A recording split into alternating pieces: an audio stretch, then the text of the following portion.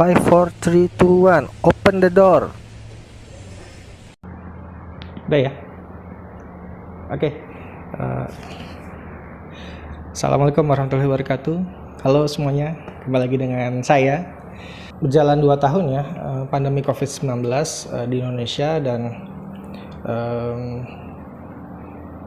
banyak perubahan ya, baik itu perubahan paradigma atau mindset, bahkan pola kerja ya. Karena di dampak dari COVID-19 ini, paradigma bekerja dari rumah sudah menjadi hal yang biasa ya. Mindset bekerja secara online sudah hal yang biasa. Bahkan sekolah secara online pun sudah biasa. Bahkan pengesahan partai politik di kala pandemi dan secara online juga boleh saja. Contohnya yaitu partai yang baru terbentuk di tahun-tahun ketika pandemi berjalan ini ya. Nah, tapi saya mau cerita sedikit ya, bahwa mungkin dari beberapa video sebelumnya saya selalu bertanya kepada seseorang, istilahnya narasumbernya bukan dari saya sendiri gitu ya, tapi ada orang kedua gitu kan, sebagai tandem bicara atau mungkin sebagai sumber informasi, sumber inspirasi lain gitu kan. Yang jelas saya di channel ini, Selek Imran ini sebenarnya bertujuan untuk melakukan edukasi politik ya. Seperti Bapak Ibu semua tahu, PAN dan juga generasi milenial pun tahu, isu-isu terkait politik itu sangat jarang orang yang mau ambil, kecuali dia adalah seorang pengamat politik, kemudian dia sudah populer di news ataupun di siaran televisi terkait dengan isu-isu berita politik gitu. Apalagi sejak tahun 2000 sejak reformasi, akses informasi terkait dengan permasalahan politik itu sangat terbuka. Masyarakat bisa tahu langsung dari televisi dan disiarkan langsung di seluruh Indonesia.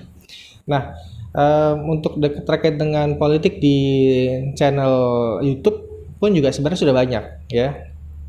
Tapi ya tadi saya hadir untuk memberikan hasanah tambahan, memeriahkan ya suasana edukasi perpolitikan di Indonesia ya. Jadi ibarat kata, kalau kata Pandji Pragiwaksono, ini saya kutip terus nih karena gara-gara pernyataan Pandji Pragiwaksono terkait dengan ini orang buzzer atau naif gitu. Jadi agak terenyuh, terketuk hatinya. Bagaimana sih penempatan posisi kita warga negara Indonesia ataupun orang yang ikut menyebarkan informasi di dunia maya? Itu kadang-kadang selalu kita ada prasangka ya. Di channel ini pun saya juga membuat konten yang membahas singkat tentang undang-undang terkait dengan politik. Itu ya tadi bagian dari edukasi politik. Jadi karena gini, dalam strata hukum kita di Indonesia itu tertinggi adalah Undang Dasar 1945 ya. Kemudian dari Undang Dasar 1945 yang masih umum dijabarkan dalam bentuk topik-topik undang-undang turunannya ya, termasuk yang kita sebut sebagai yang saat ini undang-undang tentang partai politik, undang-undang tentang perbatasan, undang-undang tentang haki, undang-undang tentang ketenagakerjaan dan sebagainya. Jadi itu undang-undang turunan ya. Nah, ketika undang-undang itu dibuat dan disahkan di rapat paripurna Dewan Anggota Legislatif bersama dengan pemerintah, itu masyarakat Indonesia dianggap sudah mengetahui ya Jadi masyarakat Indonesia dianggap sudah mengetahui isi undang-undang tersebut gitu. Realita di masyarakat belum tentu masyarakat tahu tentang undang-undang tersebut gitu ya. Apalagi isinya, apalagi detail-detailnya. Yang masyarakat tahu sebagian besar hanya terkait dengan topik atau isu yang diangkat oleh media mainstream terkait dengan masalah atau isu tertentu gitu, tidak keseluruhan. Diseminasi informasi mengenai undang-undang ataupun terkait dengan isu-isu hukum gitu di Indonesia, sebenarnya di mata hukum dianggap semua masyarakat sudah mengetahui. Kalau nggak mengetahui bagaimana? Ya harus cari tahu gitu. Dan makanya salah satu channel ini ya tadi ingin menjadi bagian dari banyak pihak yang juga melakukan edukasi politik ya, dan dari banyak pihak yang juga mendiseminasi informasi yang istilahnya harusnya disebarluaskan gitu. Dan makanya isu-isu politik sebenarnya penting masyarakat untuk tahu ya, tapi sayangnya ketika saya survei juga ke masyarakat, masyarakat hanya tahu politik itu hajatan 5 tahunan gitu kan. Jadi dan istilahnya politik itu kotor gitu kan, sumber kasus korupsi ya, hasil dari ya misalnya kan berita-berita penangkapan itu kan dari pejabat publik, pejabat politik, anggota partai politik dan seterusnya. Sumber korupsi dari sana, dari politik. Tapi apa memang begitu ya? Apa emang dari politik itu hasilnya jelek? Atau jangan-jangan penanganan kita atau cara pandang kita terhadap politik itu berbeda gitu. Ya ini bukan berprasangka buruk ya, bukan berprasangka buruk, tapi saya mengambil sebuah benang merah ya. Benang merah di mana seorang aktivis politik yang ingin atau dijagokan untuk masuk ke kursi anggota legislatif yang ya harus berkompetisi ya, memperebutkan ribuan suara ya. Jadi dalam satu event 5 tahunan itu pemilu ya atau pilkada, setiap anggota dewan itu mewakili ribuan suara yang mendukungnya atau ribuan konstituen lah istilahnya gitu. Jadi jangan sampai nanti ketika untuk mengharapkan konstituen memilih dia gitu kan, keluarlah biaya politik ya, yang saya nggak tahu jumlahnya, tapi menurut kata orang bisa sampai miliaran, ratusan juta sampai miliaran. Dan pada akhir ketika dia terpilih, dia akan mencari istilahnya sumber pendapatan baru ya, yang bisa untuk menutupi atau istilahnya mengembalikan modal usaha dia ketika dia di awal membiayai konstituen.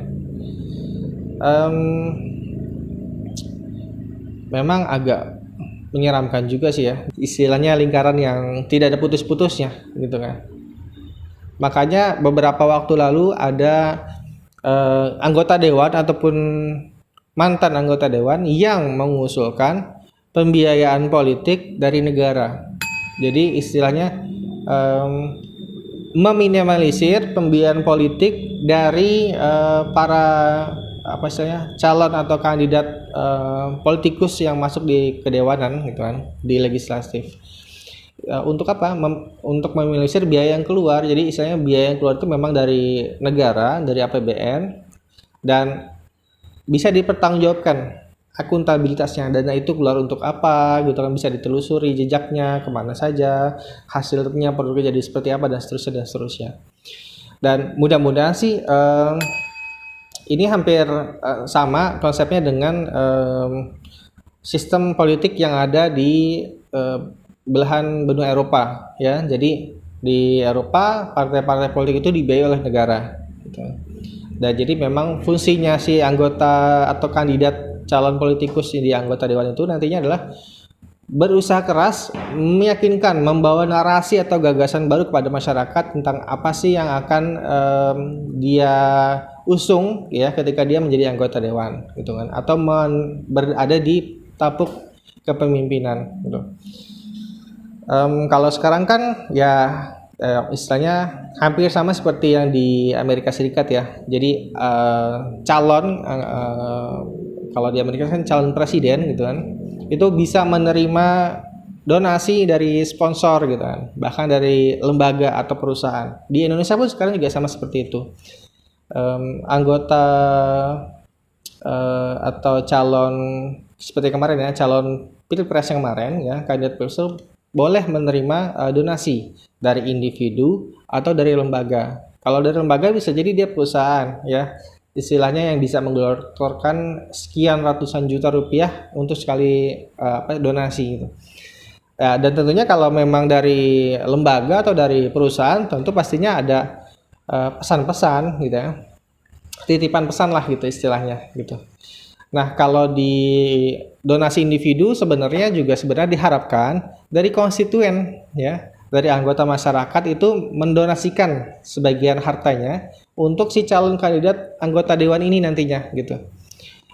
Untuk apa? Jadi sebenarnya terbalik ya konsepnya. Jadi kalau di negara maju itu rekening donasi untuk calon anggota dewan atau calon anggota calon gubernur atau wali kota atau perdana menteri atau presiden itu dibuka lini jalur pribadi, donasi pribadi, masyarakat umum juga bisa ya. Contohnya seperti kemarin kan ada relawan Jokowi mendonasikan hartanya atau uangnya ya, atau relawan Ahok ya ketika mau jadi gubernur DKI, itu masyarakat harusnya membiayai kandidat tersebut ya.